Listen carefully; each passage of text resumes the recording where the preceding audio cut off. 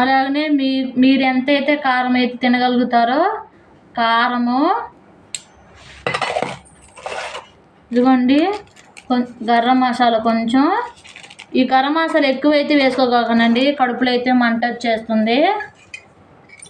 ఇదిగోండి నిమ్మకాయ,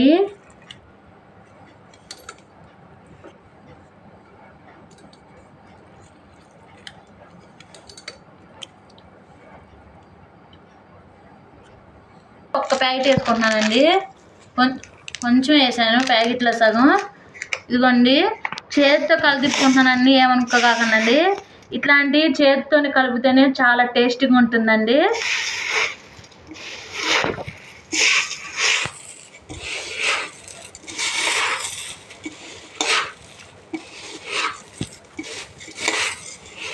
దీంట్లో మిక్చరు